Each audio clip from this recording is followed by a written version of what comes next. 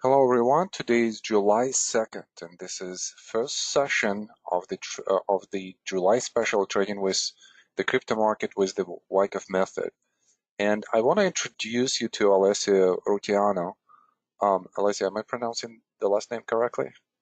Rutigliano is the perfect Rutigliano. pronunciation. Okay, Yeah. Rutigliano. So I was missing like just one syllable there. Okay, Alessio Rutigliano. Um, Alessio came to us as a student. He has taken quite a few classes and has shown his proficiency with the Wyckoff methodology. And as with uh, some of you who would like to go more in depth with the material and the studies, I've asked Alessio to become a part of the content team. Alessio is responsible for quite a lot of things at Wyckoff Analytics. For instance, bias game is one of them. Alessio studied uh, uh, creating and each week uh, posting the weekly crypto report. Alessio has done also other very meaningful contributions to whatever you see for the Wyckoff Analytics as the content. And Alessio's passion is the crypto market. So obviously that has been the strive to develop that material around the Wyckoff methodology and how to use the Wyckoff method in crypto markets. And I must say that Alessio has been extremely successful with this task. Um, so I'm extremely excited to be here for this session. I'm extremely excited to introduce Alessio. And hopefully through these sessions, you will not only, gain the knowledge which some of you already have as to how to trade the Wyckoff method, but you'll get some unique insights that Alessio has. So Alessio, with that, thank you very much for hosting and teaching this event, and we're looking forward to your presentations. Thank you very much for your presentation, Roman, for your introduction. I'm very delighted to be here today. So today we're gonna start with session number 1 of the July special, Trading the Crypto Market with the Wyckoff method. In this first session, I will quickly introduce you to the basics of the we will discuss how to apply this time-tested methodology to the modern crypto market. Students with a long experience in the stock market will quickly recognize the similarity between crypto assets and stocks, especially low and mid-cap stocks. On the other hand, younger generations of traders today have much more familiarity with technology than the economy. They are probably discovering the world of technical analysis through Bitcoin and digital assets. I wish that Bitcoin will be just the beginning of your journey into financial markets. And there is a very practical reason for that. And that is that all global markets are strictly correlated. Capital always rotates from one asset class to another, from Wall Street to Main Street, from value assets to speculative assets like Bitcoin and vice versa. And I will show you that crypto market is not an exception to this kind of dynamics. So if you are a swing trader, a long-term campaigner, or an intraday trader, it's always extremely beneficial to keep an eye on the big picture of the market in order to identify the best opportunities at the right time and use our capital in the most efficient way. And we will discuss this concept later in the next session when we will explore several trading plans specifically designed for different typology of traders. For today, let's just focus on the basics of the Wyckoff method using example from the stock market and Bitcoin. In the end of the session, I will reward with your patience and hard work with a quick update on the current crypto market. However, for today, we will spend these 2 hours reviewing the basic concepts, and we will explore together tons of historical charts. I've already shown some segments of today's material in several venues in the last month, but today I will explain all these charts in much more detail. And let me say that if there is one thing that generations of Wyckoff educators have shown since 1920 is that studying tons of charts from the past is the best way to educate your eye to the language of the market.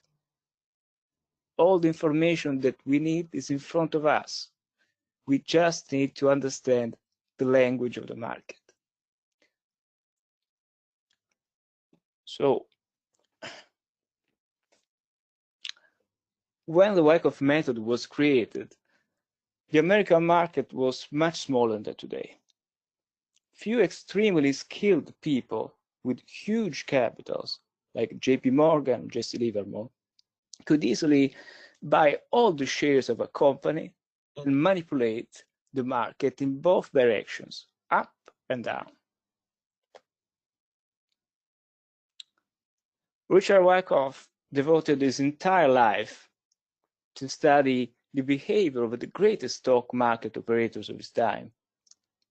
He truly wanted to understand the real rules of the game. Today's markets are way more bigger and liquid than in the past, and they are populated by an immense number of trust companies, banks, investment trusts, hedge funds, and so forth. The idea of Wall Street as a mysterious place crowded by speculators with the black top hats running back and forth is outdated, but the principles that move financial markets never change. The laws of supply and demand are universal and unchangeable, and the Wyckoff method is still successfully applied today with just nuances specifically refined for today's market. So, Wyckoff himself invented the idea of the composite man, the CO. A very interesting device to indicate the set of big operators, institutions, we say in the modern market, that are looking for long-term value and liquidity. So these are the words of Wyckoff himself. The market is made by the mind of man, and all the fluctuations of the market and all the various stocks should be studied as if they are the result of one-man operations. Let us call him the composite operator, who in theory sits behind the scenes and plays a stock to his advantage. So let's clarify this concept, especially to students that have joined Wyckoff Analytics class for the first time. The composite man or composite operator, the CO, is not a spiteful divinity punishing retail traders and looking for your stops. Institutions need huge liquidity to exchange immense amount of shares or cryptocurrency in the blink of an eye without moving up or down the price. Think of these trillions and billion-sized institutions like gigantic predators. They have access to good researchers, they have access to precious information about the economy and politics way before other market participants. But because of their huge size, they can't just enter the market with the same ease of the average retail trader. They must systematically plan their campaign, identify a value zone, and then patiently wait for the spots where the market shows good liquidity and value, and finally step in and buy. The biggest nightmare of institutional traders would be to buy a significant amount of shares or coins or tokens when liquidity is very poor. The asset is extremely scarce, and just a minimal buying will suddenly move the price up. The opposite case is another horrible event for institutional traders. Imagine that you are an institutional trader and you have to sell a big amount of shares in a liquid market where no big market participants are ready to buy your shares at the price that you want. In this kind of illiquid market, selling a significant amount of shares would instantly cause price to fall, like in this case.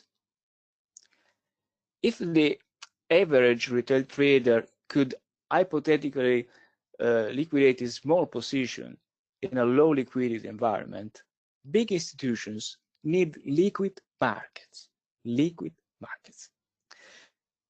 Market actively participated by many investors and traders, other participants with a significant size. Because they have to exchange huge amount of shares or cryptocurrency in the crypto market with them.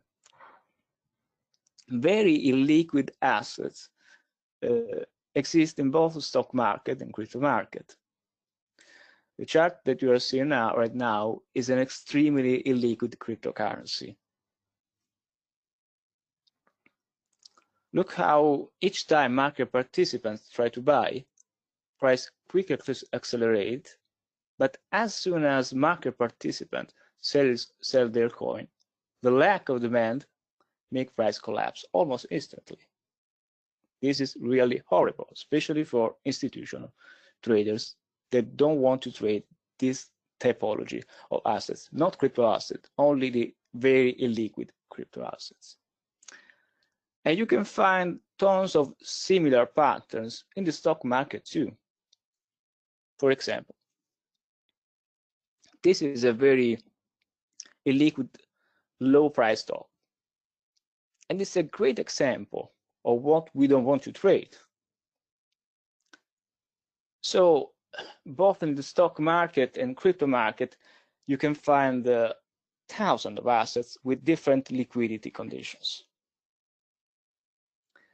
In this course, we will generally focus on the top 100, 200 crypto assets, where institutional types are more active. At the beginning of its market history, 10 years ago, Bitcoin itself was a low-priced asset with extremely poor liquidity. Change always happens gradually, say Romano all the time. As the crypto ecosystem matures, however, more and more market participants are entering this market. As usual, our goal as students of the market and traders is to spot the footprints of the CEO, the composite operator, and trade in line with them. We want to understand when and in which price area smart money is buying or selling. And price and volume are the two key elements that we want to analyze in order to catch the balance between supply and demand and catch the trend, basically.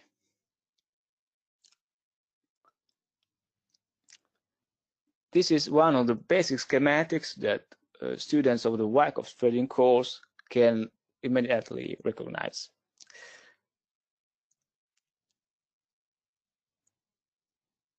The price cycle is composed of 4 phases: accumulation, markup, distribution, markdown.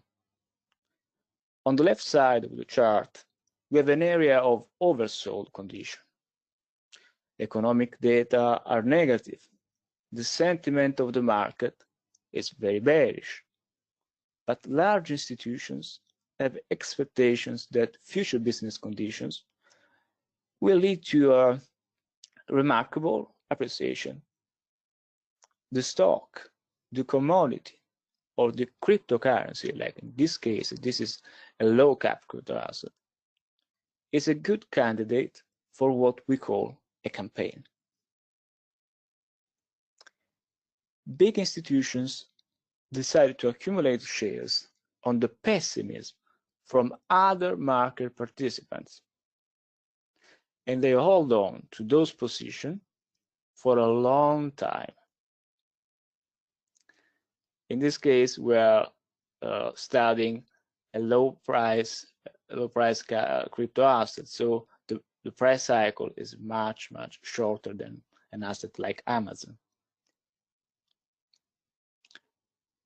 Big market players patiently wait for the spots where the market show liquidity and value. The process of accumulation of shares or cryptocurrency could take months of years. As the absorption of shares advance, the stock gradually becomes scarce, so scarce that even just a modest amount of demand from new market participants can easily move the price up.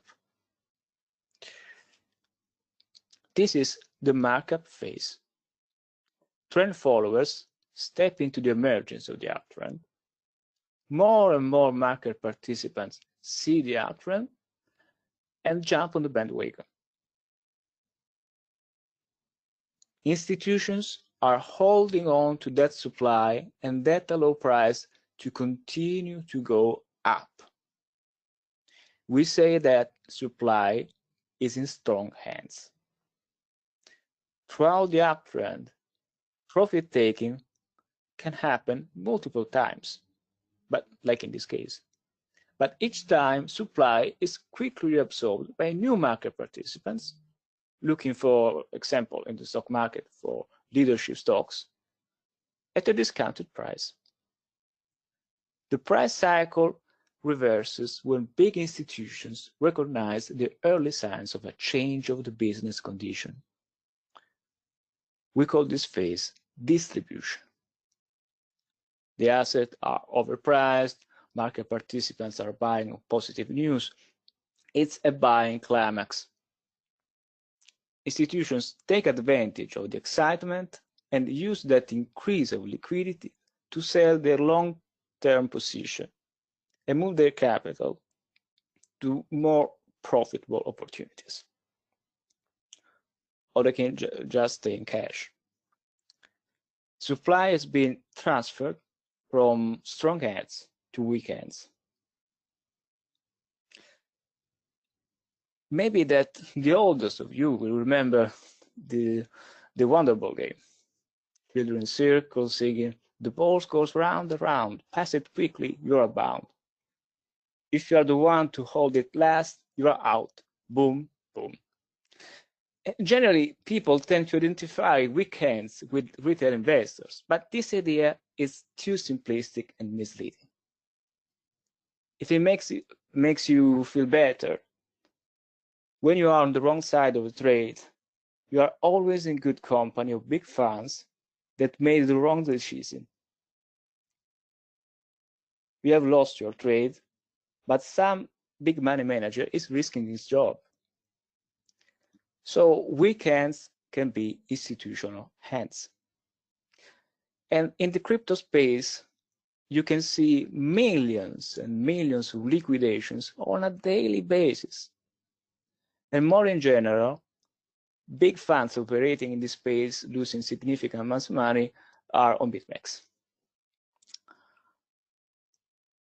In the fourth phase, the markdown, the imbalance between the increased floating supply and poor quality demand moves price lower.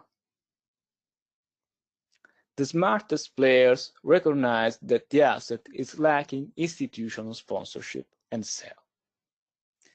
Day by day, more and more market players try to buy the dip, but price shows inability to overcome the previous points of resistance where selling has appeared. buyers capitulate, the sentiment of the market turns bearish, price falls. When price will reach again the value zone for smart investors, a new cycle could start again. This price cycle repeats over and over for any financial instrument, and crypto assets are not an exception.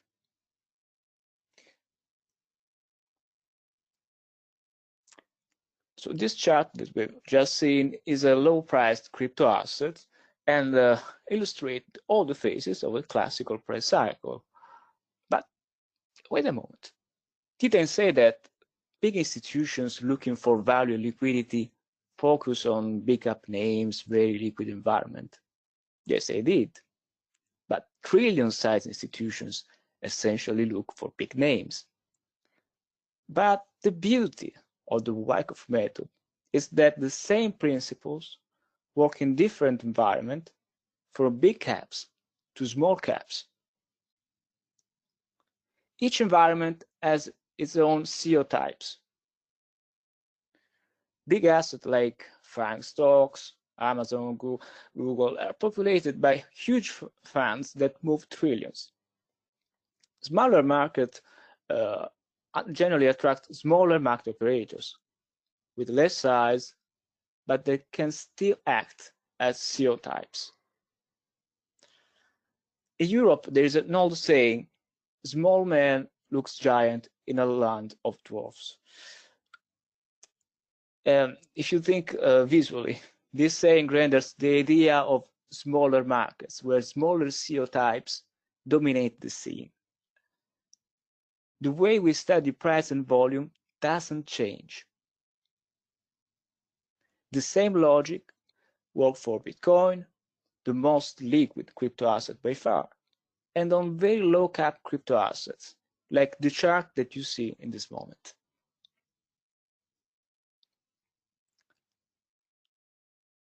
These are our basic Wyckoff schematics. Sometimes beginners just pick these schematics on the internet and say, hey guys, look at this range. It looks almost identical to the schematics. Each time this happens, Wyckoff is rolling in his grave. Throughout his life, he was against technical analysis methods based only on the geometry. Geometry is just the consequence of the action of market participants. Accumulation and distribution are logical sequence of events. In the accumulation phase, the downtrend ends with a climatic action. A climatic move to the downside is generally associated with increased spreads to the downside, volatility, and overall volume increase. There are several kinds of climatic action, but we will see this later. On the selling climax, weak hands are providing liquidity to strong hands, and prices reach an area of interest for CEO types that buy into that selling.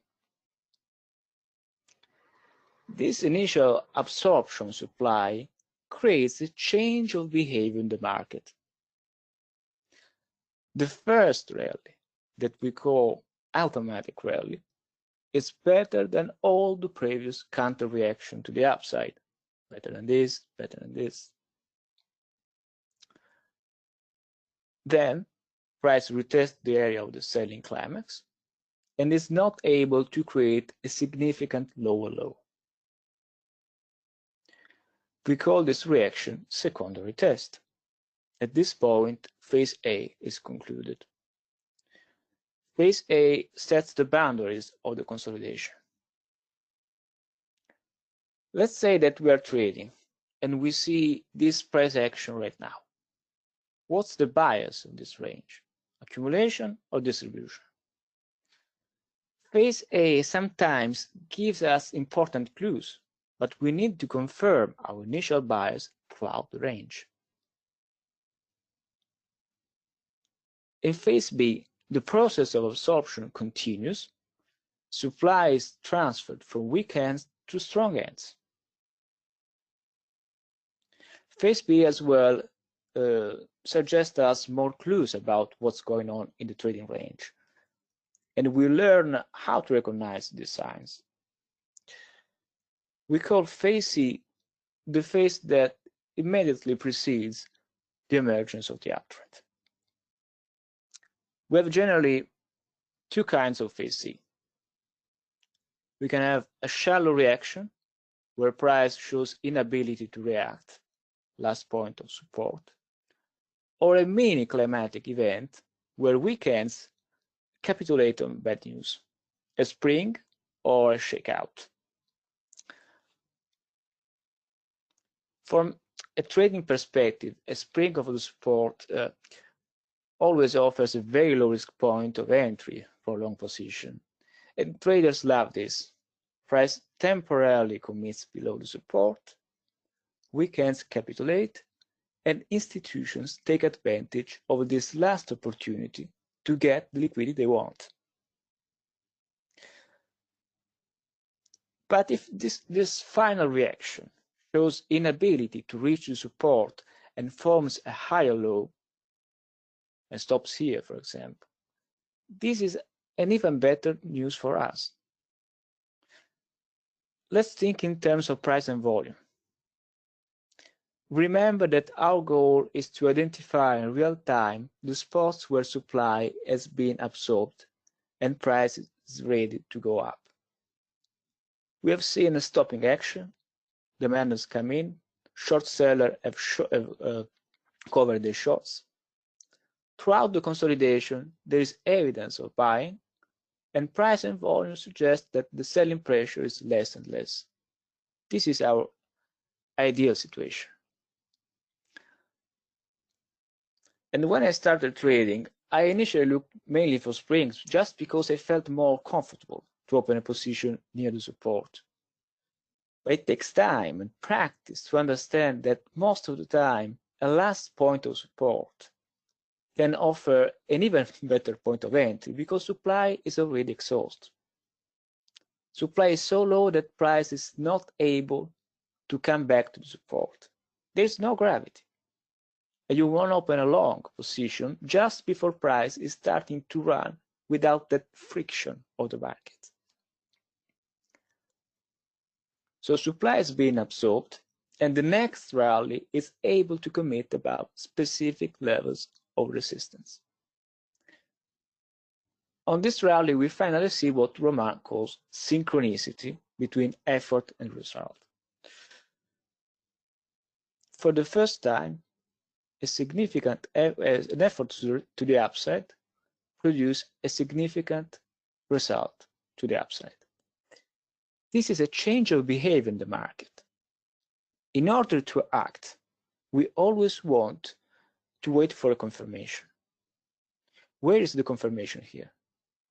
The confirmation is the backing up action, a reaction that shows inability to commit above specific levels of the support. Old resistance, new support, basic technical analysis. On the sign of strength rally, demand has come in and resistance has become support. This is the end of phase D. The uptrend can finally start. In the distribution, we see a sequence of specular events. Buying climax, automatic reaction, secondary test. Stopping action, phase A. We set the boundaries of the trading range. Strong hands start to unload their shares on the excitement of investors. Weak hands absorb supply, but due to the lack of quality demand, price is not able to commit above the resistance. Phase C in the distributions is the reverse image of phase C in the accumulation. The upthrust, so, is basically a spring reversed. price temporarily commits above the resistance and fails. If price is not even able to reach the top, we have a failed at trust or last point of supply. A reaction with increase of velocity and volatility breaks significant levels of the support. Finally, price retests the old support that now has become resistance. I know what you're thinking. You look at the schematics and say, it's easy. When a reaction breaks the support of the range with increased spreads and then retests that level, I'm going to open my short. It's easy. There's no need to spend a lot of time studying this stuff. Just trade it.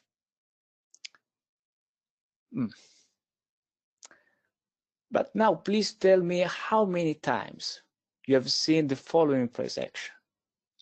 At point 1, price quickly fall to the support of the range that we've drawn at the beginning.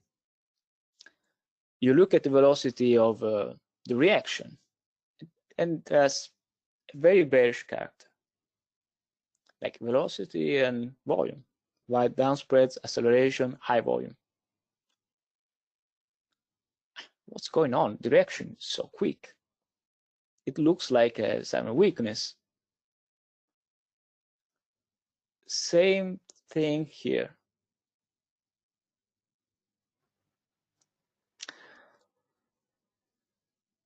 So what do you think here?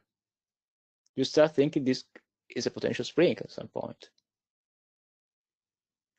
Price quickly comes back into the range.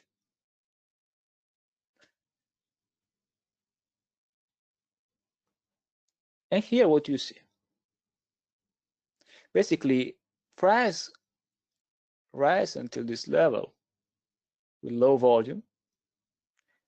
Here we see some kind of supply. Maybe this is the supply that came here and is retested. Market participants came here and they absorb the supply at this point. You can look volume here, volume decreases. Price reached the top and falls with high volume again and a very sharp reaction.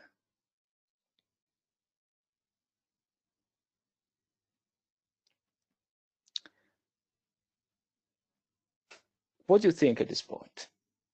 It's a spring? It's a sign of weakness?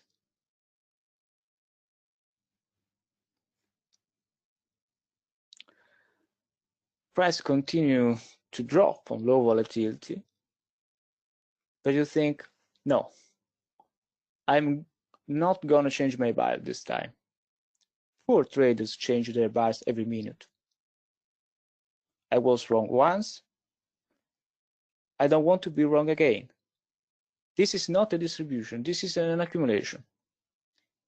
If I see a significant break of the previous low right here, that will be a major sign of weakness.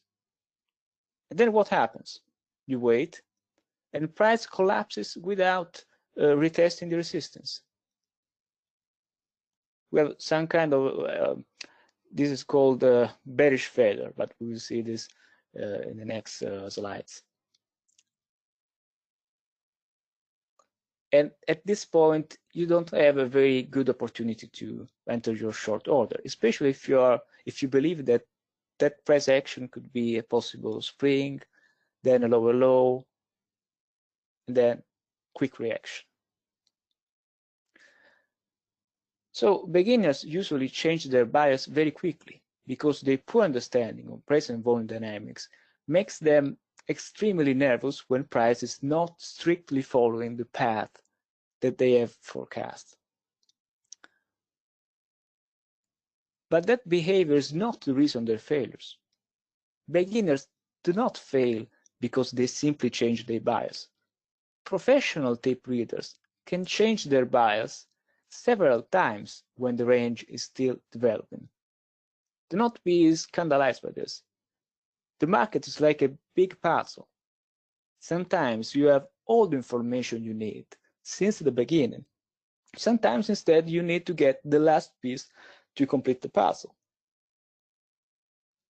And skillful tape readers are able to early recognize a change of behavior in the market and say, this price action is not what I want to see after the spring. This behavior is not bullish and is invalidating my previous analysis. In that case, changing the scenario from bullish to bearish at the right time, it's not a mistake.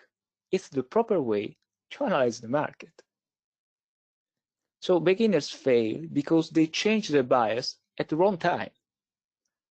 And I'll share with you a secret. We do not predict the market. Sometimes we pretend to do that, and we feel very smart when we succeed. But we actually follow the market. We identify the highest probability scenario and look for confirmation. If you have studied and practiced it a lot, and your analytical skills are good, you will be able to recognize the highest probability scenario very often. If your analytical skills are poor, but your trade management is good, you will still able to make some profit. Reserve your trading account, but on the other side, you will be probably wasting your most precious capital, time. And this happens when you don't pay much attention to the left side of the range, or you just focus on the most recent price action. So you want to read the trading range from the left to the right. Here's an example. The initial big reaction with big spreads and high volume warn us that some big market participants is selling its position. Price retests the high. The stopping action is concluded. Or could be, in this case, the secondary test could be also here, but it's not important for now. In phase B, we have a secondary test as a lower low. Look at the low volume. Both demand and supply are poor, but price has penetrated the support. 1-0 for the bears. Bulls, it's your turn now. Let's see how good you are. Volume of the red bars that we call supply signature is very low. Supply is exhausted. Generally, when supply is very low, we can see at least some kind of technical rally. A rally that is driven not by active demand, but just by the lack of supply. Price generally travels to the most important supply levels on the chart. In this case, we have said that this is the most significant supply level. Let's say that you have opened a short-term position to the long side here on the breakout of this level.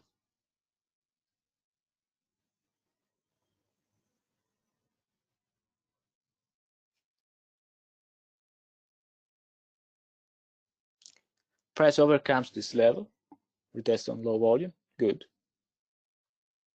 We expect continuation. Buyers are coming at this level. We expect at least a retest of the top. Slightly lower high. Use your imagination. Let's say that this is a slightly lower high. Not so good. Why all this buying activity has not produced at least a high high? It looks like supply is in control. Then a quick reaction comes on high volume.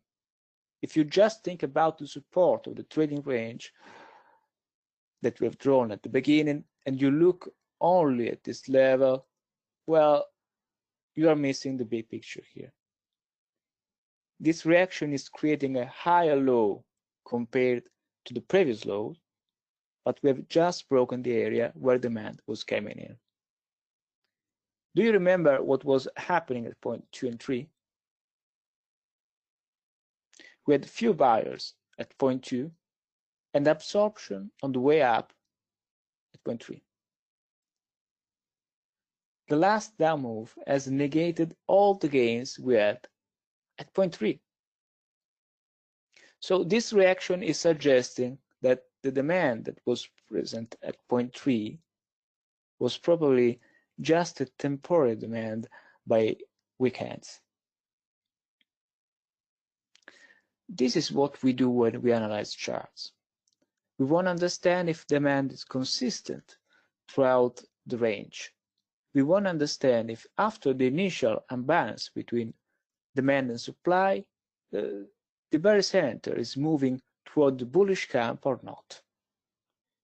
You can't just look at one action and say, this reaction looks bearish and so on. You have to follow the story, the Wyckoff story. In this case, the big reaction is very bearish. Do you want to short the market right now? No, there's a lot of volume there. And when you see a lot of volume, it means that there are many sellers and buyers. More sellers than buyers in this case. But all that buying activity will produce some kind of counter reaction, like this. So in the meantime, give the bulls the last chance to show their weakness. Especially when you want to short the market, always wait for the moment when the bulls have totally exhausted their energy and their money. What could be the surprise here? If after such a big buying activity, we see a quick recovery, that would be a warning signal for bears. But here, what we see is just the first initial momentum move and then nothing. To the amateur eye, this low volume move could possibly look like a retest. But just think of the whole story. If buyers have bought, why do not see any lift? Second question, if the buyers are weak and sellers have already sold all their coins, what kind of price action we expect now? The market participants, strong hands and weak hands, have focused their activity on this point, on this area, on this reaction. And now, strong hands have sold, weak hands have bought. We do not see any new buyers coming in. The weak hands have bought, the story ends here. Remember the song, the ball goes round and round, and so on. When weak hands realize that there is no support, it's too late. So there's a common misconception about the use of these schematics, and it's extremely important to understand that the goal of these schematics is to illustrate a sequence of events. Accumulation and distribution almost never happens with the same identical price action. And I think that a great way to practice this concept is studying the market history and going through a ton of examples. And if you are new to Wyckoff Analytics, let me introduce this new educational tool on our website, the Bias Game. It's totally free, and people find this kind of exercises really, really helping. This exercise will help you to train your eye and catch all the nuances between accumulation and distribution. So assignment for next class, just play 2 or 3 Bias Game and send us your comments, your doubts, and so on. Now let's start our market history class. I know that many students have attended our free crypto conference, and so I'm so grateful for to them. But I've just had a lot of new material today, so I'm sure that this is going to be very beneficial for all of you, and it will be fun. So crypto traders tend to be very sensitive to the news cycle. It's a very common disease. You read an article in the Financial Times, then you read a couple of books on the fundamentals.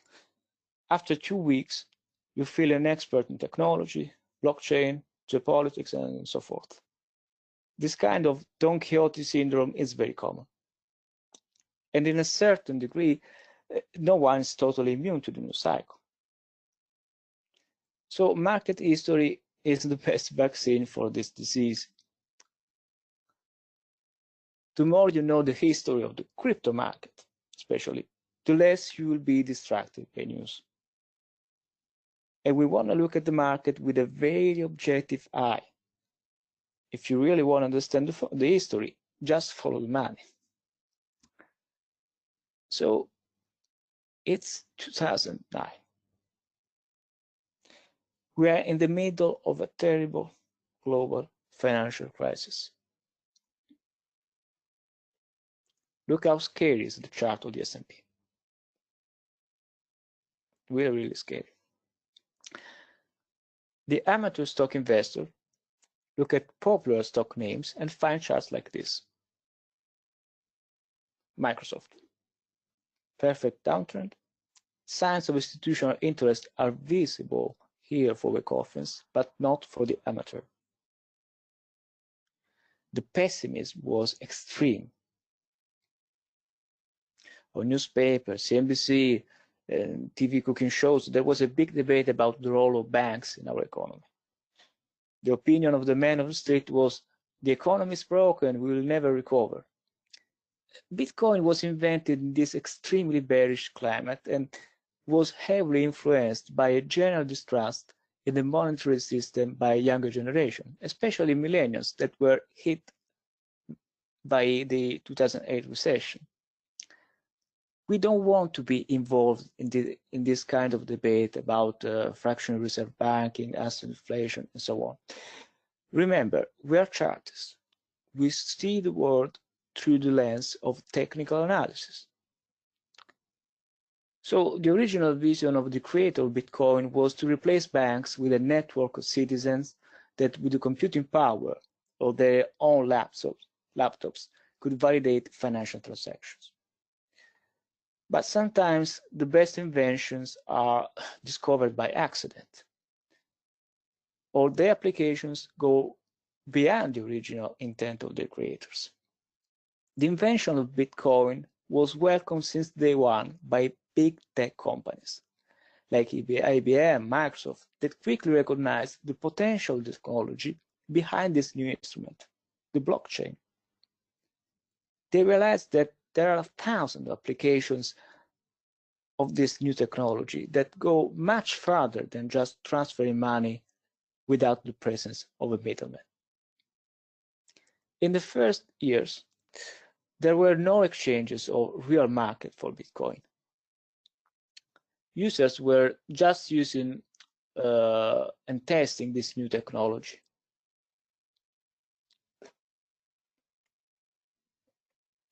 So now let's come back to the market. Here's a chart of the Dow Jones Industrial. The sentiment is terrible, but let's use our Wyckofian skills to look beyond the surface. The Dow move at point 1 here has increased spreads, velocity, and massive volume. It's a climatic action, selling climax.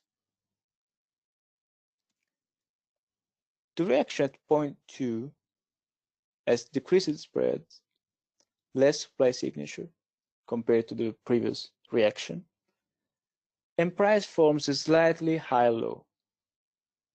Selling climax, automatic rally, secondary test. We are in trading range, and this is phase A. The reaction at point 3 instead has increased spreads and high supply signature. But buyers step in, price springs the previous low, comes back into the range. It looks like a spring, but the high supply signature is warning us that supply is still present in the market and needs to be absorbed. Simple rule, when a spring does not create a higher high, at least a local high, prepare your B plan. The rally fails, market participants capitulate, and the big shakeout penetrates the previous low.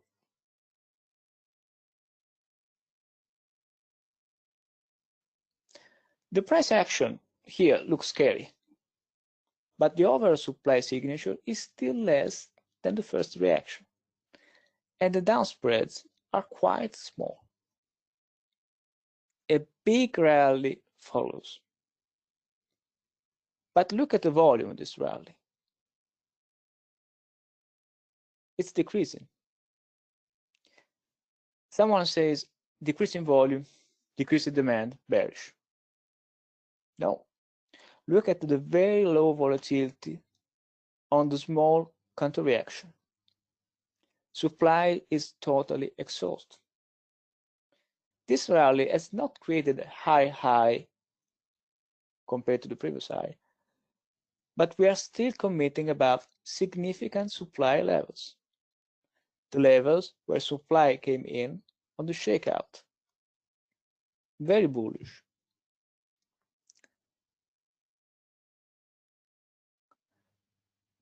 At 0.7, effort to the downside is increasing, but result is poor. Price temporarily penetrates the local support and then reverses with good demand. Classic spring action.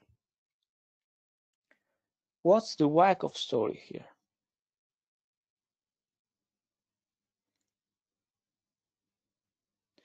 The composite man was accumulating in the general panic. The downslope of the formation reflects the bearish sentiment of traders. The CO has bought into the weakness throughout the range and now is just inactive. What happens next? This is the downsloping range. As you can see, we are still in the middle of a big accumulation structure. Big institutional players were silently buying stocks, accumulating stocks in general panic, building the cause for a sustained multi-year bull market.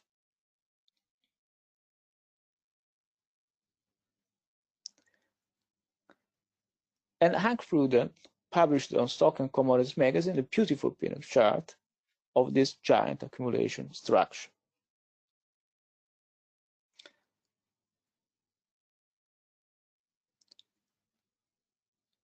What's the message of this chart? This PNF chart suggests that we have full in the tank to go first to $70,000 and then possibly to 30,000. This was a very brave call. A huge PNF count while the whole financial world was just recovering after a scary recession.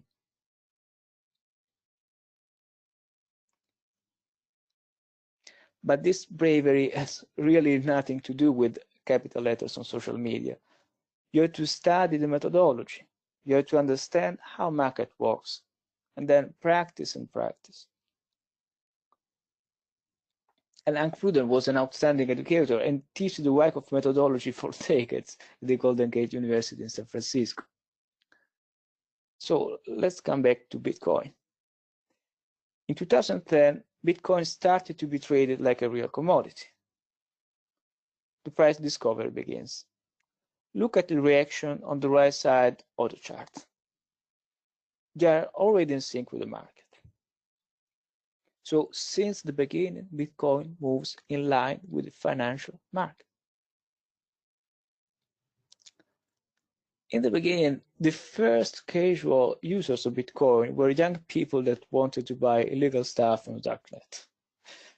This was a very bad business card for Bitcoin, but in a way, it created some demand out of nothing. The Silk Road scandal was closely observed not only by the FBI, but also by giant tech firms like IBM that thought, wow, a new technology has been invented. Researchers have tested this network with bugs and so on, and now after just a few years, they are already users in the real world. We absolutely need to explore the blockchain technology and find applications for our clients. And they started to use Bitcoin as well to experiment with it in order to create their own blockchain solutions that today are very common in the oil industry and the banking industry and so on. Now let the charts speak for themselves. First Bitcoin cycle. Bitcoin 2011. Hypodermic top at point 0. Look at the stopping action at point 1. It acts in sync with the stopping action of the S&P. Beautiful. If you want to trade Bitcoin, always keep an eye on the S&P. Supply is still present, and price falls down at point 2 on increased volume signature and lower result to the downside. Volume is increasing, but the spreads of the down bar are decreasing. High effort to the downside, low result. There is a hidden force that is buying. Someone big is buying the selling. Price rises, but supply is still present at point 3. What happens at point 4? Decrease in spreads, decrease in volume. Price shows inability to react. Bullish behavior. Direction at point 2 was suggesting demand coming in and absorbing the supply. Direction at point 5 confirms that supply is exhausted this level.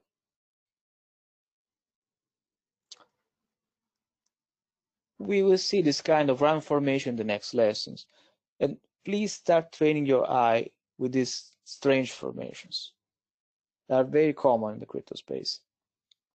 If you think in terms of a horizontal range, you fail. So the demand signature is consistent here. Price creates a higher high and temporarily commits above the resistance. Supply comes in, but high volume signature, and we see high volume signature on that big supply tail. The big down bar at point 6 looks like an upthrust. But what happens next? Price is not able to react. Instead, it creates higher lows. Bullish behavior. Let's see some chart from a slightly different angle.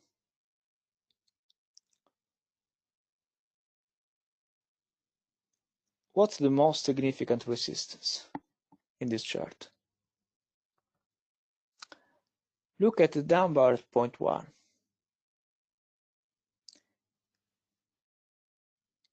We can say for sure that there is selling at the top, but after the selling, volatility decreases.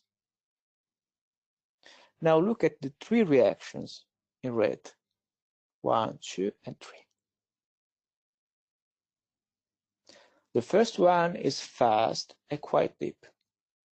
The second one has less volume and is more shallow, horizontal, flat. Each reaction is flatter and flatter. The gravity or the selling pressure is fading and the price is ready to go up. Since we have cleared the last significant level of resistance, price can easily accelerate.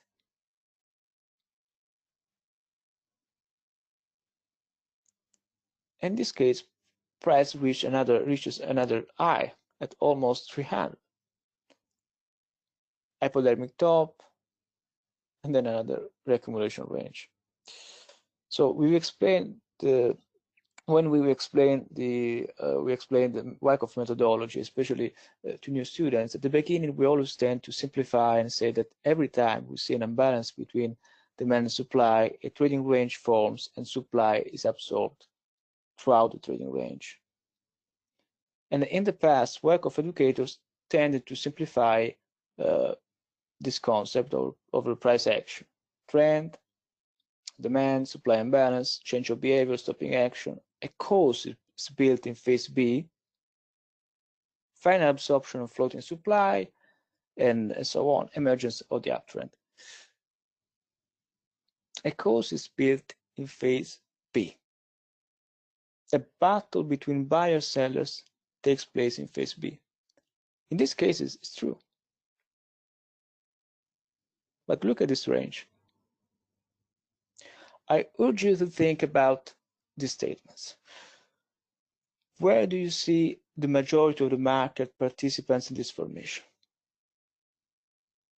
Phase B has very low volume.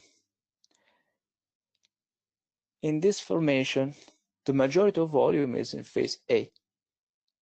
CO types are absorbing the majority of supply at the beginning of the range on the stopping action, and then they stay inactive in phase B. There is no battle in phase B. Few market participants are active in phase B in this formation. This concept is very, very important. So in any discipline, when an educator introduces students to a complex idea, there are several layers. So at first, we need to simplify. And classic Wyckoff schematics have helped a generation of traders. But once you have learned the schematics, you must go to the next level and train your eye to recognize several nuances, studying price and volume. You must educate your eye to follow the story of the market participants. If you just focus on the structure and geometry, well, sometimes it works, and I fully respect traders that have such a great management skill to cover their analytical mistakes. But the majority of times, if your analysis is not precise, you will be in the uncomfortable situation of managing a position opened at the wrong place, at wrong time, and not only you will waste a fraction of your capital, you will waste your time that could have been dedicated to focus on other trading opportunities or other assets. And let's be honest, guys, how many times it happens to us to identify a candidate for a trade, but our analysis is poor, we waste our time, precious time, and then at the end of the week, we look at the other assets that have outperformed the market and our portfolio, and we say, what I was thinking this week, why I was focusing on this trading setup, while other trading opportunities were way more profitable. Let's be honest, guys, it happens to all of us. But for this reason, we want to be very systematic in our analysis, in our selection process. Work at the beginning, and then once you have a good candidate, even managing a position is easier. Now let's come back to the chart. Please look at this rally. Supply is so exhausted that just an amount of demand, a small amount of demand, is enough to generate a good rally. Look at the counter reaction in this rally. They are flat. The selling pressure is so low that we have flat reactions. Where we expect to see some kind of significant selling pressure again? Well, generally on the top of the formation, on the level of the automatic rally. Supply comes in at 0.3. There is no 0.3 this time. And this time, instead of a deep reaction, we have a flat reaction. So we expect to see some kind of reaction like this with this. This flat reaction is a trading range with its own phase C, a fractal, a principal, and the principal. The whole formation is screaming to you, there is no supply, there is no gravity, I'm going to rise. But let's say that you still want a confirmation. What could act as a final confirmation that supply is totally exhausted? A classic break of long-term resistance followed by a backing up action that confirms the end of this consolidation. So a classic point of entry. But let's focus on point 4 here. We see that volume increases, a mini shakeout action with good volume brings price down, but buyers are coming in.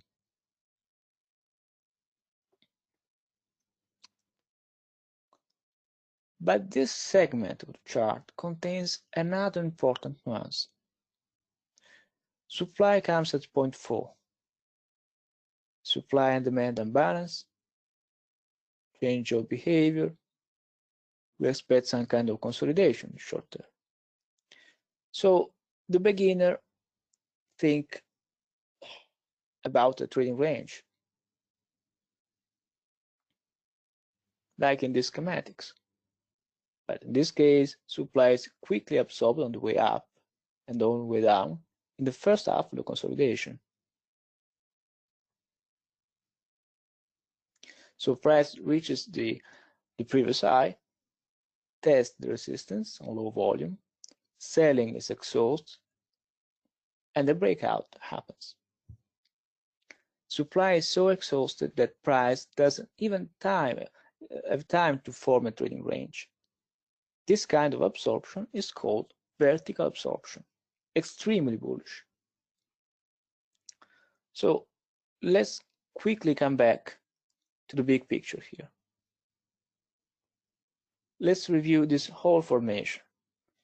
The CO absorbed the supply on the way down in phase A. Low participation. Supply is being absorbed. Inactivity. A local spring on the top half of the range. And then we see vertical absorption on the top of the formation. The background of the formation is bullish, and then on the top of that we see another bullish pattern.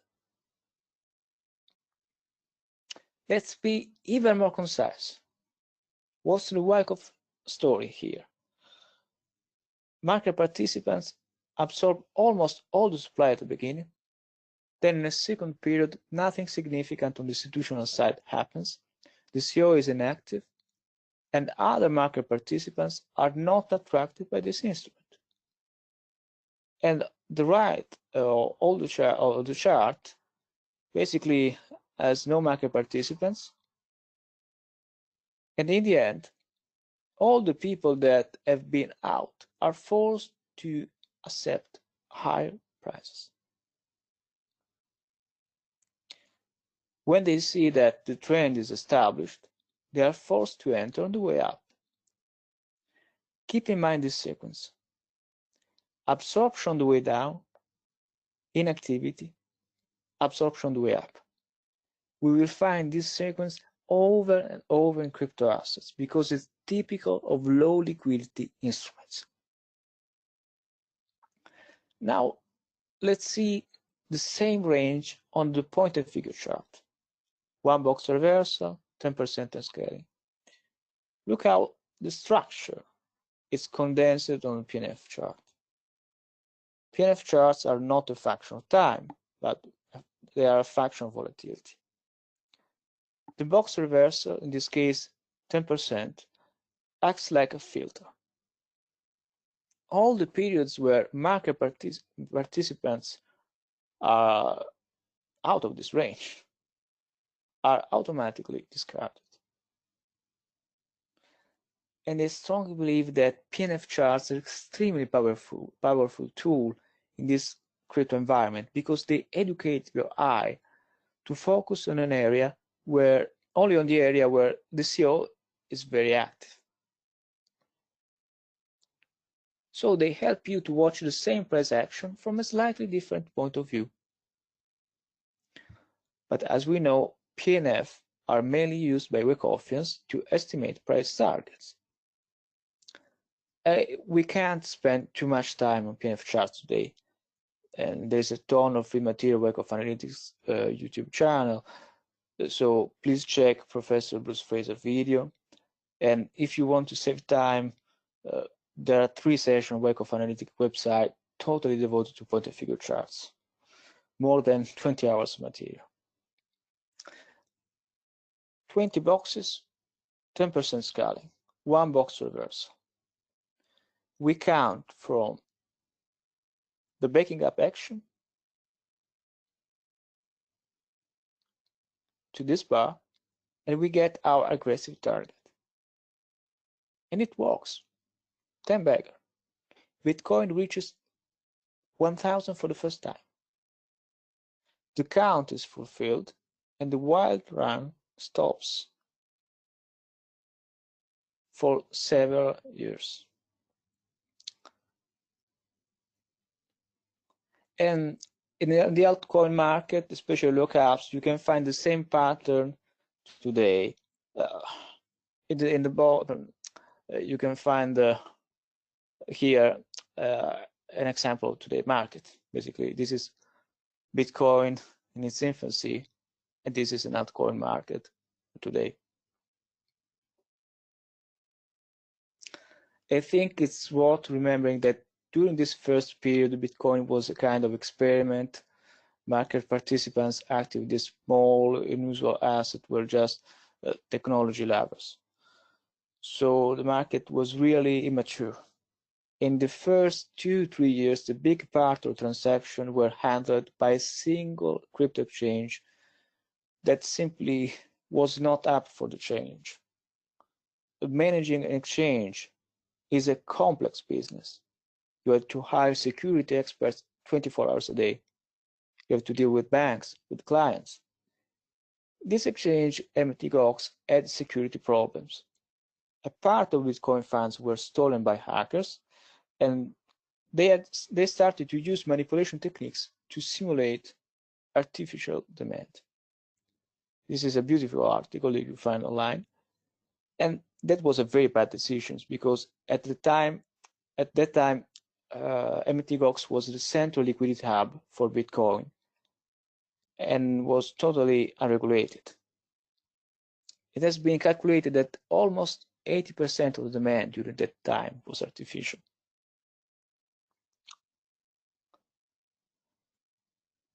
But I find this point very interesting because many fundamental analysts today say if you really can't control the exchanges, then you cannot apply your demand and supply analysis in crypto.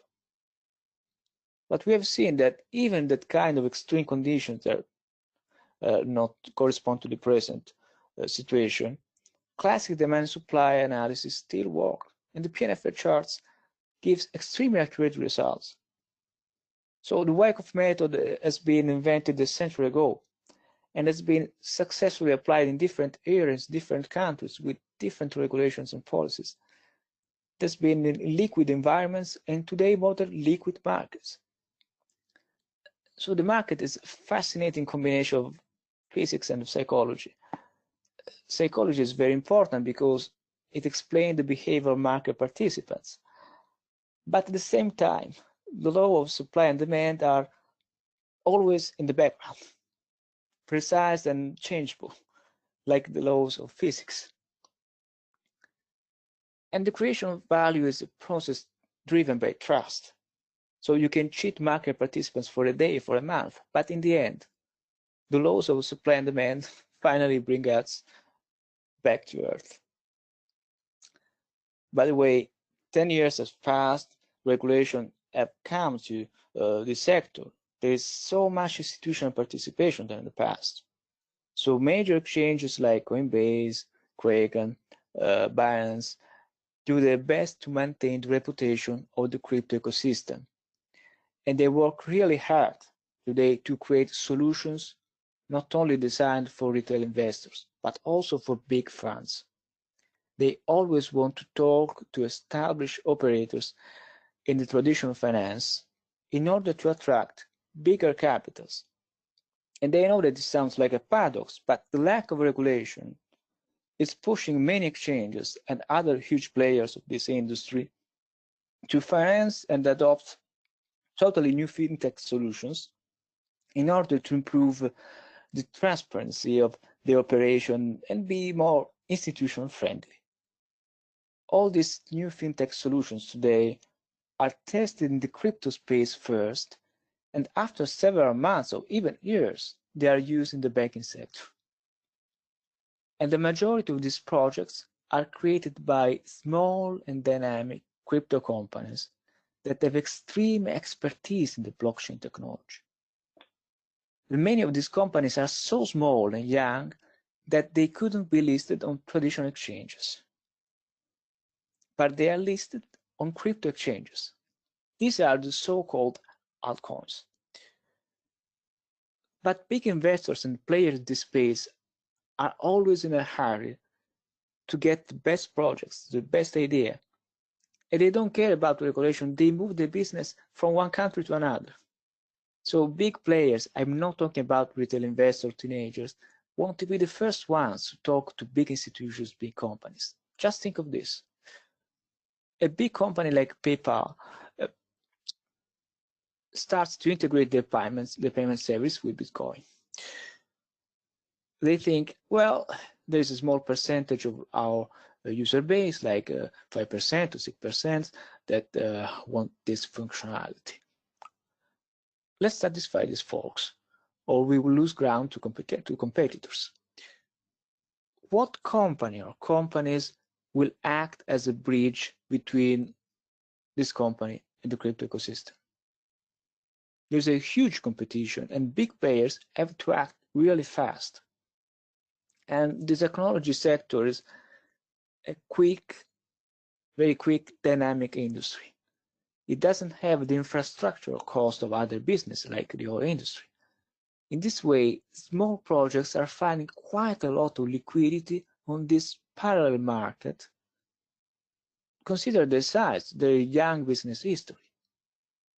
New crypto companies are created every day, and CEO types that have discovered these markets may be just smaller CEO types than conventional, classic CEO types that are the stock market. Look at all these speculative friends and say, I want to stay here. I hate talking about fundamentals, but I think it's important to understand this concept because it gives a much deeper understanding of the crazy speculation that's going on in this market. But let's come back to our historical perspective. At this point, we have an asset that has all the characteristics to scale the retail investors.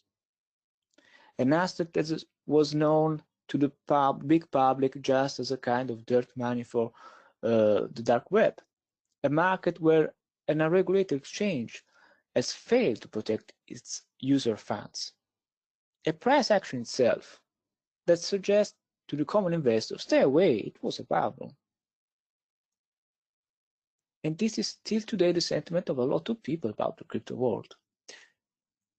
But in the meanwhile, investors that sold the top after a beautiful run from $1 to $1,000 realized the potential of this new emerging industry, that is worth much more than Bitcoin itself, the blockchain, and started to think about how to invest their capitals in this space. Some of them started a career as a businessman, others financed new crypto projects, new cryptocurrency, and so on. So a very young capitalistic class was born. And many big operators today active in the crypto space actually comes from that era.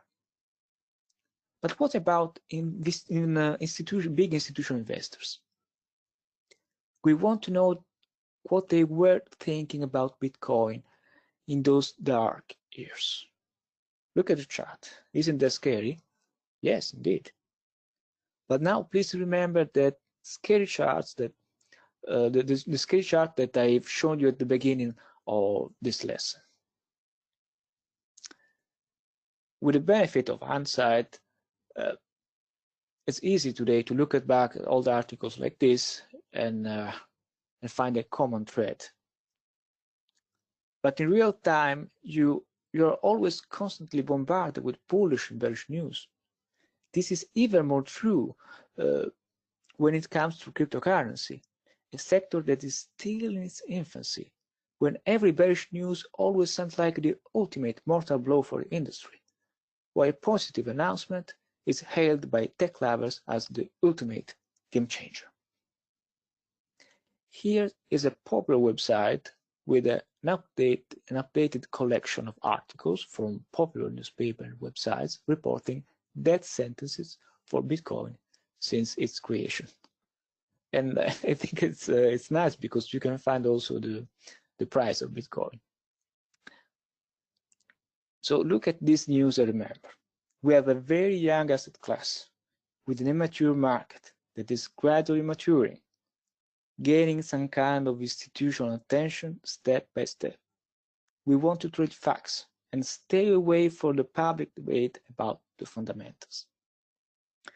And the best way to look at the market with a very objective eye is studying long-term charts. So this chart covers almost the whole history of Bitcoin. Logarithmic scale.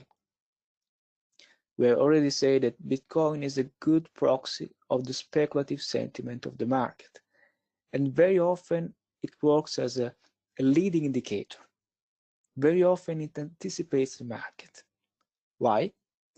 Because when global institutions are in risk-off mode, they reduce their exposure to risky assets like Bitcoin. For this reason, it happens very, very often that a local top in Bitcoin anticipates a top in the stock market. For this reason, it happens very, very often that we could possibly look at Bitcoin to figure out what's going to happen on the stock market. By the way, this relationship between Bitcoin and S&P has proved to be really consistent the last years. But when you trade, please take this rule with a grain of salt, because Bitcoin is still a young instrument, and we have not seen how it performs during all the phases of the business cycle. We are still writing the history of Bitcoin intermarket relationship day by day. For example, some analysts is suggesting that Bitcoin price could potentially rise in an inflationary environment in line with other commodities. I'm a great lover of intermarket analysis, but I don't like to participate in this debate. Bitcoin is still young and we have no historical data to talk about this scenario. When we trade, we want to have in front of our screen very precise data. We want to have facts, evidence. Volume and price help us to spot signs of institutional activity, and relative strength is a simplistic but great tool to monitor the flow of capital from one asset to another. All the rest is noise. So do not worry, we'll show many examples of this the next week. Let's focus on this chart now. As you can see, we have three major consolidations. We have already discussed the first consolidation area. Let's focus on the blue box in the middle of the chart. This major accumulation produces the glorious bull run of 2017. Let's quickly review the anatomy of the previous Bitcoin cycle. Bitcoin was almost in sync with the accumulation of the S&P throughout 2015 and 16. When institutional investors and large companies started to recognize the long-term value of the blockchain industry. And this is the period where the most important platforms that will participate in this bull run were developed. And this period, institutions, big market players accumulated Bitcoin in anticipation of higher prices. Almost 3 years of accumulation have produced such a strong uptrend from $200 to $20,000.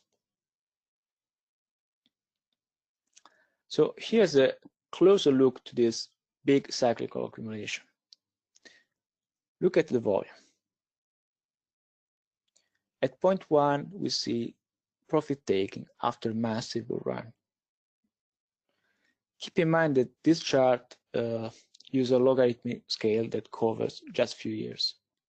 Usually, log scales are used for long-term historical charts, for example, when you study 10 history of data on the S&P, or when you trade very aggressive momentum stocks. Crypto assets have extreme momentum. Always look at both arithmetic and logarithmic scales. Even when you look at daily charts, on TradingView, stock charts, whatever charting tool you're using today, please look at both scales. At point 2, we see a massive increase in volume. That bell curves tell us that institutions are present. They are accumulating Bitcoin. In the third stage, accumulation continues on the way up. Buyers accept higher prices. At point 4, here, as price clears all the historical resistance, the parabolic uptrend accelerates. 2.5 years of accumulation and then a quick bull run. Remember this pattern. We will find this pattern again and again in the crypto, in the small crypto assets, everywhere. By the way, time itself is not a good measure of the activity of the zone. So as you can see, price can stall for a long time with low volume also. And we know that institutions need liquidity to step in and buy crypto. Volatility is oxygen for them. So I've shown this chart countless times, but I think it's really worth to be studied over and over. This chart is the main reason why today you are attending this webinar, not the technology. So we want to focus on the accumulation in the area highlighted in green. Point and figure charts are one of the oldest forms of technical analysis. Wyckoff himself used this kind of charts, over and over. These charts really resonate with my heart because we are using the oldest form of technical analysis to study this new high-tech financial instrument. So especially in this highly volatile environment, point and figure charts help us to understand the structure of the market. In very speculative markets we already see, show long period of institutional activity followed by quick up moves.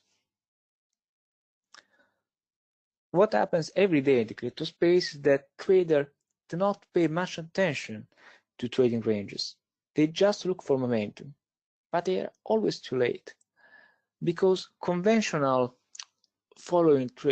trend following systems are lagging. Sometimes in certain specific market conditions, they can work very well on some assets. Just think of a long-term investor that buy big names on weekly time frames using moving average and buy on oversold signal. It's a very primitive strategy, but think of a retail investor that doesn't have any kind of technical analysis background. Well, it's better than anything, than nothing. But when you trade extreme momentum instruments like crypto or stocks like Tesla, you have to be able to recognize the emerging of the uptrend. Otherwise, you'll always buy the top. In the next session, we will study how momentum develops on these instruments. So point and figure charts acts as a filter, and they help us to better understand what's going on in the trading range. But the main use of point and figure charts in Wyckoff methodology is related to price objectives. Point and figure charts are an excellent tool to measure the calls built in the accumulation range and estimate price projections. Point and figure charts are not a function of time, but volatility. The more volatility we have in a range, the more columns we produce, the higher the target. In this case, the one-box point and figure method requires one box reversal of the trend to move to the next column. So here's the basic workflow. We go to the vertical chart. Here's the vertical chart. We identify the last point of support of the range. We count the number of columns from the last point of support to the preliminary support.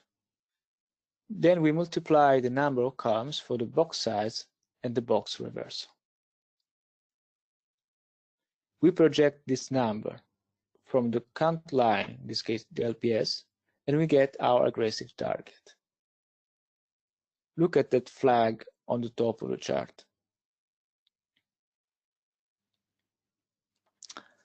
We also project the same count from the low of the formation to get a more conservative count. Usually, the trends will stop between these two levels. Once the price objective has been successfully reached, that is not a signal that warns you that distribution is coming. We simply expect a major trading range to form. The trading range could be distribution or reaccumulation. We have to study the vertical chart, the bar chart, as usual, to spot signal distribution or reaccumulation. We have to follow the Wyckoff story. What can happen once the target has been fulfilled? At least we have profit taken by institutions. But let's say that the business conditions for that asset are still good. Other big institutions look at the asset and say, I want to participate in this market. I want this asset in my portfolio. I see that there is still upside from this crypto, from this stock, and there is just a rotation. Some big institutions take profit and invest in other markets. Other institutions enter this market. A reaccumulation occurs. And the stock or Bitcoin or the altcoin go up. This is not the case. And by the way, how many big players in the crypto industry in these years have partially sold their position and entered other markets, conventional markets, just to diversify their portfolio?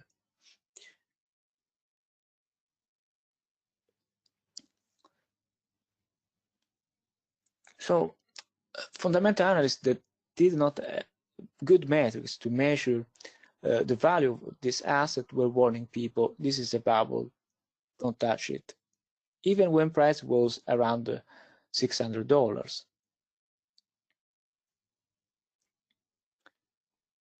But we want to participate in this kind of moves.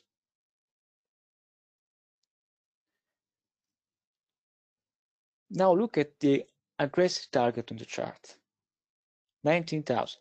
That coincides with the 2017 peak. That's totally uncanny. But if you are used to this kind of charts, you are not surprised at all. If you are looking at this market with a very speculative eye, you want to be in, not only here. You want to be able to identify the emergence of the uptrend, and then you want to participate in this uptrend and add to the position on a rising scale. By the way, on the vertical chart, this uptrend is so steep that each top looks climatic. How to add here? So the point of view charts offer another trick to conduct our campaign, but we will see this later, or maybe in the next session. Today, I want to show you how to manage this kind of beautiful uptrend, because it's not easy. So let's look at the same uptrend from another point of view, the logarithmic scale. As you can see, it's easier to visualize such a wild trend in this way. We draw the trend lines, look at the dotted line in the middle channel. That's the mean of the channel. It's the fair value area. And look how the break of the overbought line is a warning signal. The break of this line is warning us the last move was very climatic. Please be careful. On the top of the channel, we see a distribution and then a reaction that has tremendous volatility. The trend is over. Now let's come back to the arithmetic chart. I've highlighted here 4 major consolidations. Let's look at these ranges one by one. First trading range. What do you see here? Point 1, change of character. Is this change of character very aggressive? We see high supply signature, but the reaction does not break the previous significant low. Still constructive. Price retests the high and makes a high high. Good sign. But look at volume at point 2. It's still very high. Supply is present and needs to be absorbed. We expect a retest of the low. At point 3, the retest comes. High effort to the downside,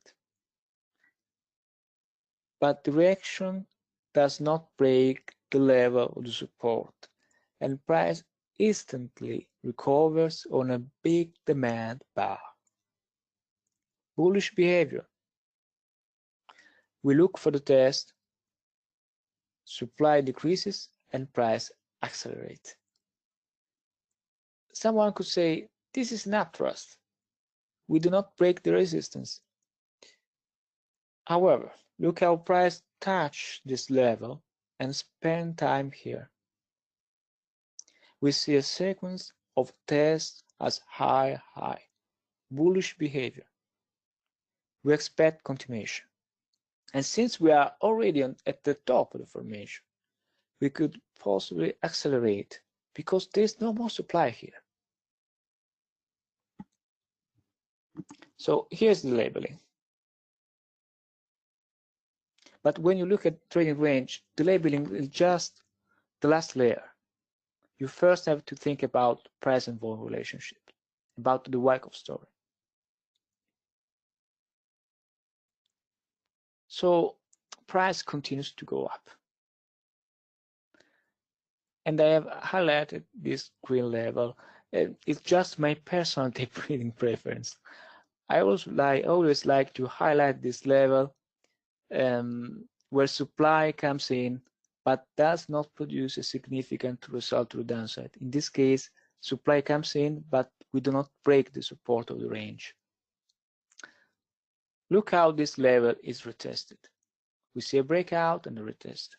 This is a very simple trick that at the beginning of my experience, I used when I had to visually identify bullish and bearish levels. And with time and practice, these techniques become automatic. So we are in the uptrend here. Another consolidation takes place, and what's the bias of the new range? Supply of the change of character is low, but the last bar is not good. Look at the supply at point 1. It's quite high. At the next upswing, there's no lift. That's no good. Price collapses to 3,000. What's the bias of the current consolidation? There's a lot of demand inside that huge demand, a huge volume bar, supply bar on the top. And price then quickly reverses. This is potentially bullish, but let's say that we are cautious and we want to wait for more confirmations.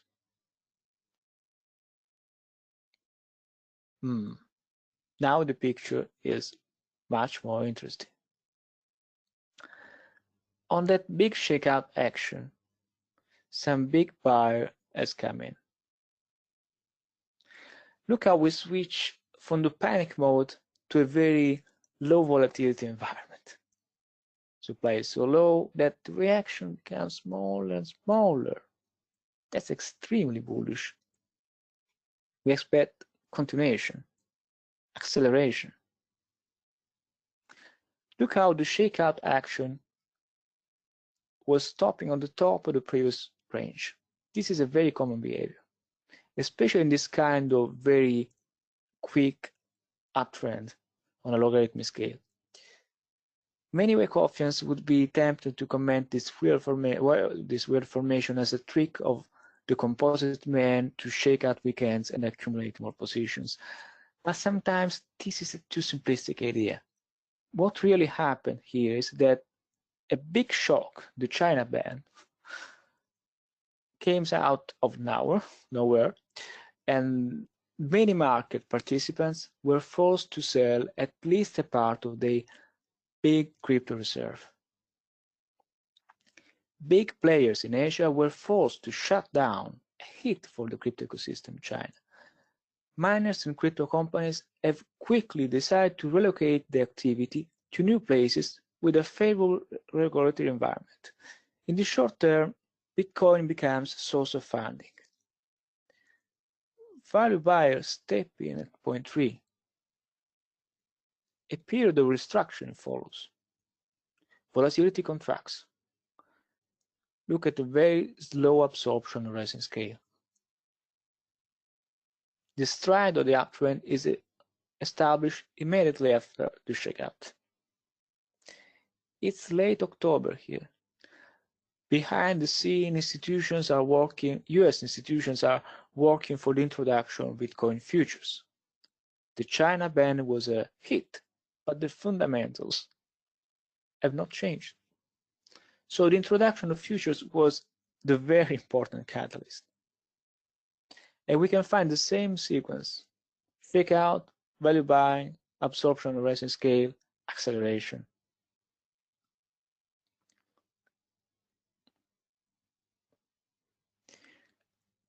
Do you remember the big reaction that we had in March a few months ago?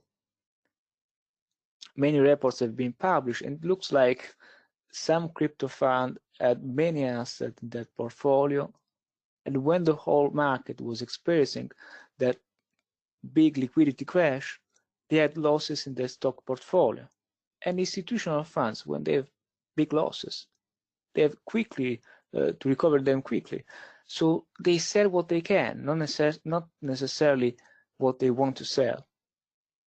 And what happens next? Also, crypto miners have sold on that reaction. The business has fixed costs. At that point, other big funds, strong hands come in and say, we recognize that Bitcoin has potential to the upside. Other big pockets are selling, so we have the right liquidity to step in, and also price is right in our value zone. Good. Let's enter the market. And a couple of months later, you read the newspaper and you see Paul Tudor Jones, one of the greatest hedge fund managers, say, I have a position in Bitcoin, I'm long. So acceleration comes at point 1, very logical point. Another consolidation at point 2. And what do you think about at point 3? Supply is still low, but we have an uptrust. If you want to open long, this is not the place. Price collapses, but look at this part. We are still on the top of the previous range. Do you want to buy right now? No. But we have a very good up bar that overcomes the high of the last down bar. We are currently in the rally mode. Let's look for a retest.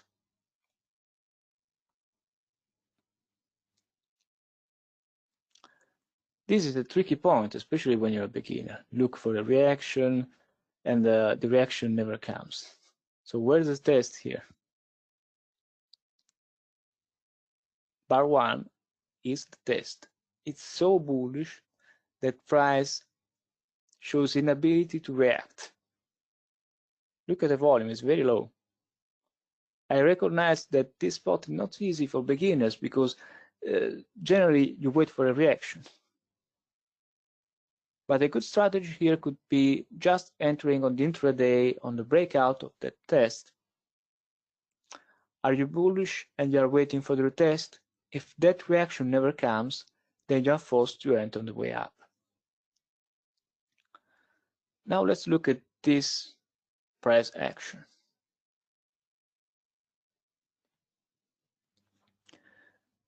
The beginner could say it's an uptrust. However, we have already seen a case of vertical absorption. Do you remember this pattern? Here it is. This kind of pattern is sometimes tricky because you always expect to see a consolidation, a retest of the low, an horizontal range. But please stop thinking these terms. It's very common to see this kind of absorption, especially in the crypto space, for its momentum characteristics. Change of character,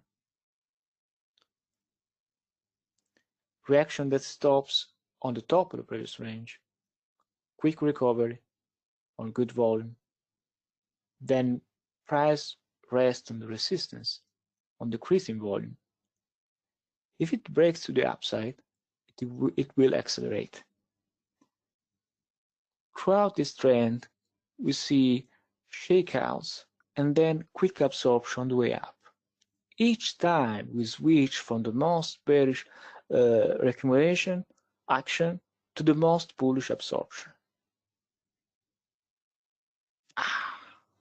Strange bar. There's a lot of selling on this bar. We have just said that in this uptrend we switch from the most bearish accumulation action to the most bullish absorption. Here a strange thing happens. We were expecting acceleration and acceleration has happened here. But on the same bar, a lot of selling has come in, sellers have come in, and we have this kind of huge supply tail. This is not bullish at all. However, when we analyze effort and result on this bar in a very accurate way, there's a detail that we always miss. There's a lot of selling here, but price has not broke significant level of demand. Is this bullish? Not, but when we analyze price in real time, we want to consider all the scenarios. Consolidation, trading range, no. Testing action, higher lows, and look also at the close of the bars. All the tests close in the upper part, vertical absorption. This uptrend is just screaming, I don't want to stop now. And price accelerate from 9,000 to 70. Unbelievable. Now let me suggest you to see the same chart from another perspective. Here's a PNF chart with volume. And you can recreate this chart on stockcharts.com. So it's free. Bruce and Roman discussed this technique in the Wyckoff Analytics webinar on demand in a very detailed way. But what we want to see here is the same concept of effort and result that we see in the vertical chart. The logic is the same. And this visual representation sometimes can help you to reduce the noise and focus only on the major moves. Look at point 1, 6, and 8. All these up bars have high volume and indicate a stopping action followed by some kind of consolidation. Let's start. Point 1, high supply consolidation. Point 2, big down bar, but look at the quick recovery at point 3. The up bar at point 3 recovers almost the whole spread of the previous down bar. We would like to see a retest. At point 4, we see high volume, but price stops on the level of the previous low. High effort to the downside, low result. Interesting. Buyers are strong. This looks bullish. Now, to be 100% sure about this consolidation, I would like to see that buyers are strong on the supports and sellers are weak on the resistance. In other words, we want to see a test of the supply. What do we see at point 5? We see a small down bar with one of the lowest volume signatures on the chart.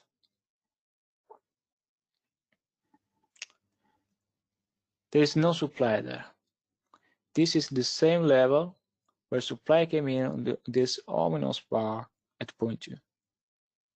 You remember that very stupid trick with the top of the calculation bar, and then you look for low volume points there. This is absorption. There is no more supply. The uptrend will continue. Bar 6, high supply consolidation. Bar 7, high volume, high effort to the downside. What's the result of this selling? We temporarily commit below the low of bar 6, and then we quickly recover. At point 7, we see the same principle of bar 5. Lowest supply signature on the top of the previous selling zone. High probability scenario, continuation of the uptrend, acceleration. Same principle at point 9. Look, this is like the lowest supply signature of the chart. Acceleration again. So if you combine the 3 low volume points, basically you get the whole up move.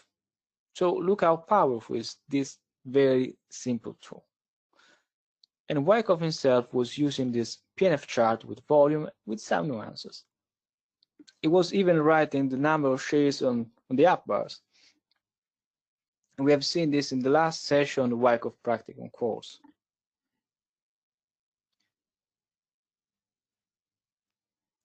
Now let's go to the most painful part, especially for retail investors, the distribution. And this is the top of that epic bull run of 2017. Let's analyze this distribution. In this case, I've used the volume signature of BitMEX, the biggest derivative exchange of that time. What do you see here? The climatic run on the buying climax has huge upspreads and high volume. On the change of character, however, volume is quite high but not extreme. Several commenters look at this volume and say, okay, but volume is still average. Yes, but look at the price action. Let's compare these two reactions. The two spots highlighted in yellow have quite the same volume signature, but in the first case, the damage was much less. Direction was smaller. This is an important clue. However, the volume signature, the supply signature, decreases here. And what do you expect when supply decreases? At least an attempt to retest the eye. Supply signature is decreasing again, and we are backing up on low volume on the level where supplies come in. Bullish. This looks like vertical absorption. And price still goes up and reach the 20,000 top. But we do not see that crazy acceleration that should always come after vertical absorption. Price rallies on low volume, but it stops soon, and then supply comes in. Why? This is a very interesting concept. Vertical absorption happens because strong hands are accepting higher prices. Price falls, strong hands comes, they don't care about the price, it's good for them. They keep the supply and price continues to go up. But what happens when weak hands see a drop? They come in, they temporarily absorb the supply. Price can potentially go up for a bit, but the rally will be short. It will quickly lose its energy. Generally, it starts with momentum, but when it stalls, but then it stalls and it reverses. And when strong hands have sold, and the weak rally sponsored by weak hands finishes, what do you expect?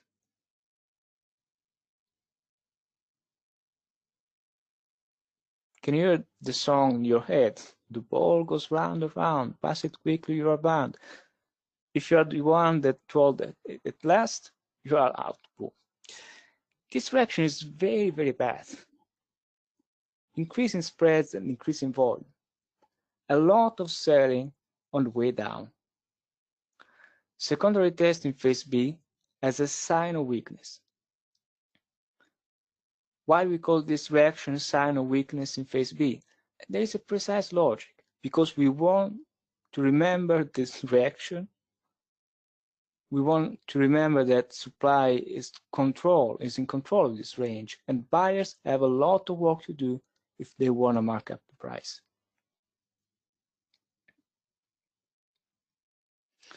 And now a very simple and at the same time sophisticated concept. Look at the decrease in supply signature there. Every time we see this kind of supply signature, we expect at least a technical rally. Why? Because strong hands have already sold. They are no more present on this asset. They've sold their Bitcoin and now they are probably looking for other opportunities. The supply at this point is in weak hands, but the selling for now is finished. So how many times we have read this sentence on the internet? Bitcoin is the money of people.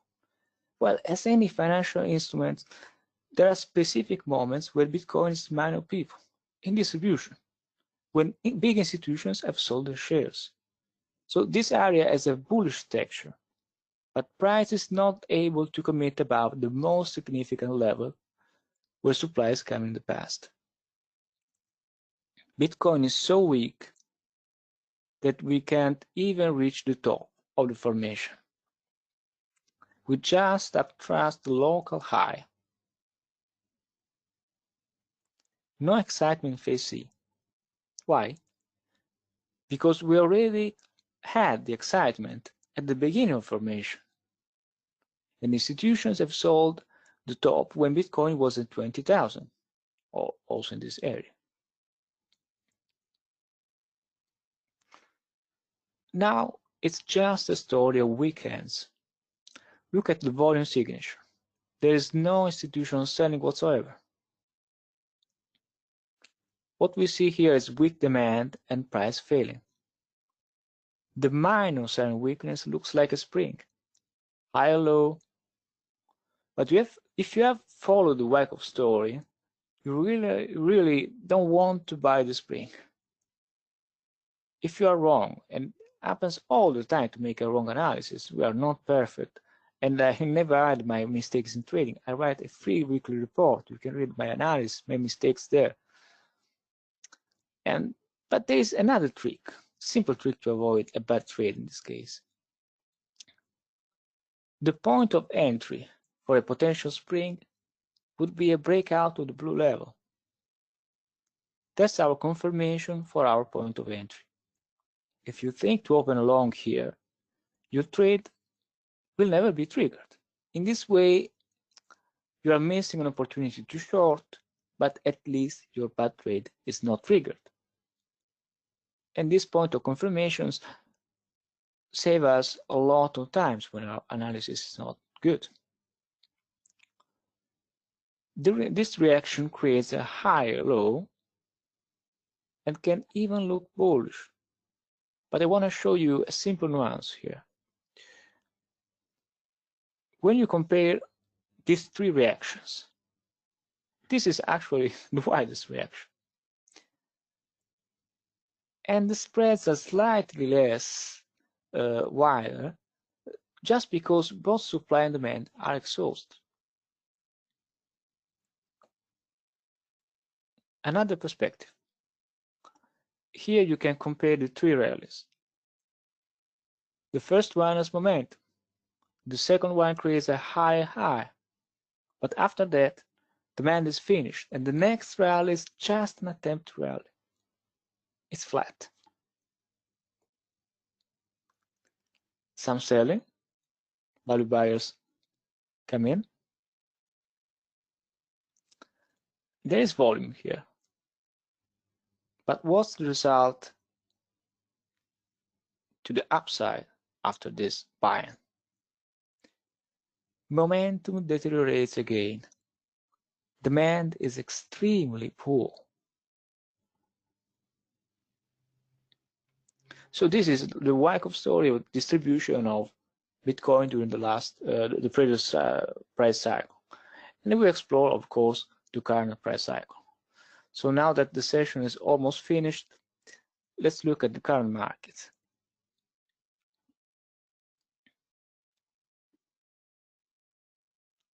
We start, as always, with the S&P. On the S&P this week, we spotted an opportunity to the long side at 0.1.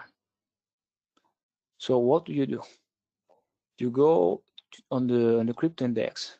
On TradingView, you have to look for FTX, mid perpetual, alt perpetuals, and so on. These indexes are baskets of cryptocurrency. And even though you are not trading small caps, you always want to know what's going on the whole market. Look at the index with the colorful name SHITPERF. This is the low cap index. Look, it's the most similar to the S&P. It's not the same thing, but it's similar compared to Bitcoin.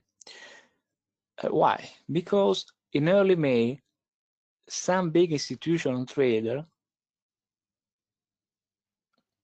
took profit on Bitcoin, and then capitals have rotated into other crypto. Now we want to understand if the current consolidation Bitcoin is distributional or just accumulation. So at 0.1, the S&P is a spring position. The strongest index here is the mid-perf. Then you go to the composition of index, and we will show next time a lot of techniques in a very detailed way. But you pick the strongest coin of index and you open a long there. You don't want to open a long position in Bitcoin at this spot when Bitcoin is underperforming. The yellow spot of the cryptocurrency on the top is a better opportunity. And we will talk a lot about this process, the process of selection. So intraday trade here, some profit. But look at what happens today. A lot of supply is there. Be cautious. Why? Look at the market today. We had gain at the S&P overnight, then a lot of selling at the open, and absorption at the close. And today, the crypto market is underperforming. So my strategy is that I don't want to open a long position in the crypto market right now. Bitcoin needs to reverse the local high. This is a high risk point for me. And tomorrow I think that I will update my analysis in the crypto report. And in this market condition, probably I will be flat on crypto during the weekend. And that's all for today. I think that we are already finished the time. So let me see the questions. There are no questions, but let's do this. I'm writing the report for tomorrow, and I would like to receive some feedback about this lesson. And in this week, I'm sure that a lot of you will have a lot of questions about this session. So please feel free to send me your feedback, and I will answer any questions in the next session. That's it for today.